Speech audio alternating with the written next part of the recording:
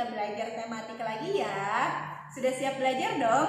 Oke, semoga semuanya sehat, semuanya sudah bersiap dengan pembelajaran hari ini. Baik, hari ini kita masih akan belajar tentang listrik. Nah, kalau pekan lalu kalian sudah belajar tentang rangkaian listrik, maka hari ini kita akan belajar tentang bagaimana sih listrik itu bisa sampai ke rumah kita, bisa kita gunakan, dan bisa kita nikmati setiap harinya. Nah, kalian tentu pernah mendengar ya sumber energi listrik. Ada yang disebut PLTA, pembangkit listrik tenaga air. Seperti ini contohnya. Nah, PLTA. Atau ada juga PLTU. Seperti ini ya, pembangkit listrik tenaga uap atau tenaga panas bumi. Seperti ini, PLTU. Atau ada lagi pembangkit listrik yang lain, yaitu pembangkit listrik tenaga angin. Begini contohnya. Nah, dan jenis-jenis pembangkit listrik lainnya. Lalu bagaimana sih listriknya bisa sampai ke rumah kita? Padahal kan dari pembangkit listrik itu jauh ya. Coba lihat di sekitar kalian, tidak ada pembangkit listrik. Biasanya pembangkit listrik itu berada di daerah-daerah yang jauh dari pemukiman. Nah, cara sampainya ke rumah kita, mekanismenya seperti ini. Dari pembangkit listrik yang tadi sudah Ibu sampaikan, yang berbagai macam jenisnya tadi, dari pembangkit listrik itu, nanti listriknya akan disalurkan dulu ke sutet. Sudah pernah dengar dong pasti istilah sutet ini. Ngomong-ngomong, ada yang tahu nggak sih kepanjangan sutet itu apa? Gak ada yang tahu ya, pokoknya taunya sutet aja Bu pernah dengar. Nah, sutet itu kepanjangannya adalah saluran udara tegangan ekstra tinggi. Wah, kenapa disebut tegangannya ekstra tinggi ya? Karena dari pembangkit listriknya, dari yang tadi sumber listrik disalurkan ke sutet, itu tegangannya dinaikkan menggunakan transformator atau kita sebut biasanya trafo. Jadi ketika dari pembangkit listrik itu menggunakan trafo untuk menaikkan tegangan sebelum kemudian listriknya disalurkan ke sutet. Kalian tahu trafo seperti apa? Nah, ini bentuknya ya. Ini namanya trafo. Kemudian disalurkan ke sutet. Energi listrik yang disalurkan ke sutet ini tegangannya mencapai 500 kV.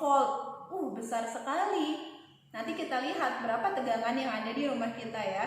Nah, setelah masuk ke sutet, kalian tahu sutet seperti apa? Ini sutet ya. Ini contohnya sutet. Kalian pasti sering melihat karena sutet itu biasanya ada di sekitar kita. Walaupun tidak di tengah pemukiman penduduk, tapi biasanya ada.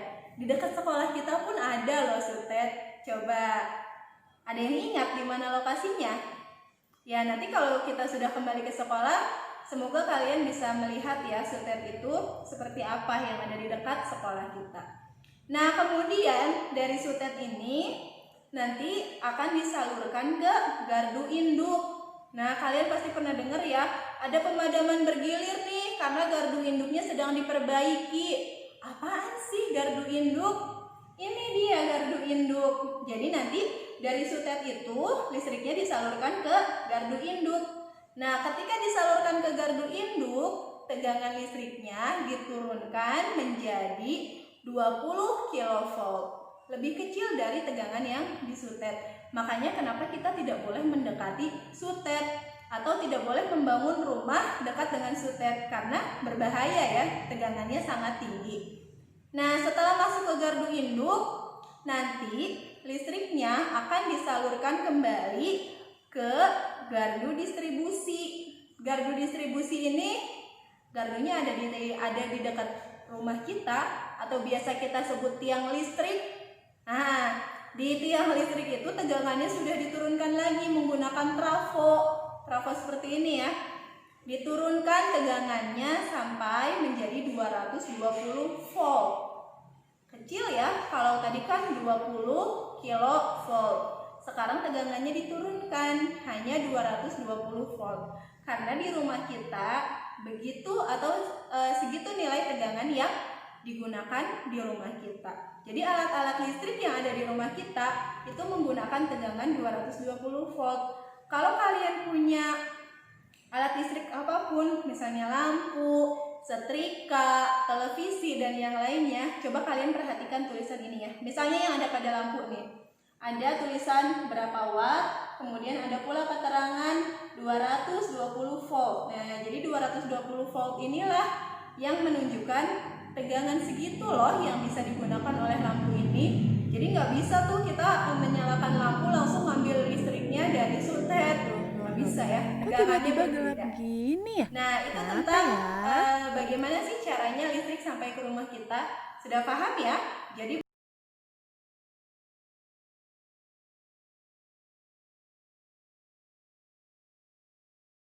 Masya Allah, ternyata tadi itu mati lampu ya, pantesan gelap. Nah, siapa sih yang suka kalau mati lampu ya?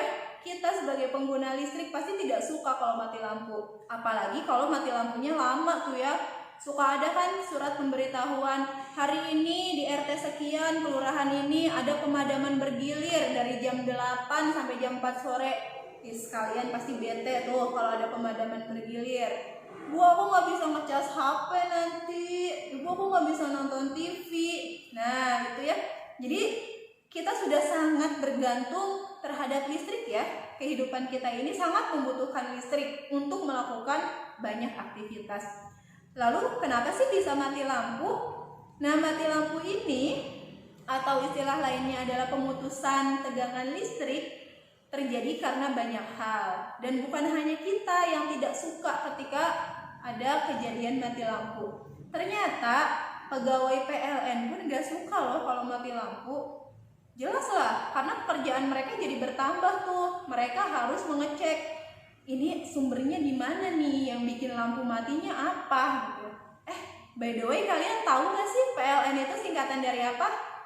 Betul, Perusahaan Listrik Negara. Nah, jadi mati lampu itu banyak faktor penyebabnya. Nah, faktornya bisa jadi karena gangguan dari luar atau gangguan dari dalam. Apa sih gangguan dari luar? Gangguan dari luar tuh contohnya misalnya ada hewan, atau misalnya iya betul, ada petir atau ada benda lain seperti layang-layang, kemudian hewan-hewan yang lain atau benda apapun yang tersangkut di kabel listrik atau tersangkut di pembangkit listrik. Atau contoh lainnya misalnya di dalam tanahnya ternyata ada galian, ada orang yang menggali, tiba-tiba yang digalinya sampai mengenai kabel listrik yang ditanam di tanah sehingga terjadilah mati lampu. Itu yang disebut faktor luar ya. Jadi mati lampu itu bisa disebabkan karena faktor luar, tapi bisa juga disebabkan karena faktor dalam. Faktor dalam itu salah satunya tadi ya, misalnya ada kerusakan pada sutet, ada kerusakan pada gardu induk, atau bahkan pada gardu distribusi. Jadi misalnya ada alat yang rusak sehingga harus diganti, atau misalnya ada tadi ya konsleting listrik sehingga terjadi kebakaran dan sebagainya. Nah, hal-hal itu yang bisa memicu kemudian terjadinya mati lampu tadi. Dan petugas PLN lah yang harus siaga mencari di manakah letak kejadian atau di manakah letak penyebab mati lampu tersebut. Jadi ketika mati lampu kalian harus sabar ya. Kalian kan cukup menunggu. Yang mencari tahunya adalah petugas PLN. Nah, sudah paham ya kenapa bisa mati lampu? Oke, cukup pembelajaran untuk hari ini tentang listrik. Bagaimana listrik itu bisa sampai ke rumah kita. Nah, sekarang Ibu punya tantangan untuk kalian semua. Ibu kasih kalian proyek. Proyek ini harus dikumpulkan di akhir semester 1. Apa proyeknya?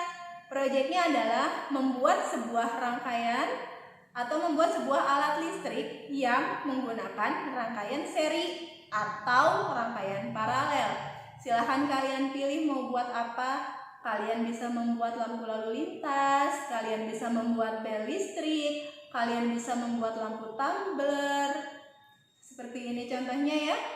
Dan gunakan bahan-bahan yang ada di rumah kalian. dan kalian boleh meminta bantuan orang tua kalian untuk melakukan hal-hal yang kalian rasakan sulit. Nah, selamat melakukan proyeknya dengan baik dan mudah-mudahan berhasil. Nah, untuk proyeknya nanti paling telat dikumpulkan di akhir semester 1. Tapi kalian boleh mengerjakan dari sekarang. Kirimkan dalam bentuk video ke nomor WhatsApp Ibu. Ditunggu ya. Semoga semuanya berhasil. Terima kasih. Assalamualaikum warahmatullahi wabarakatuh.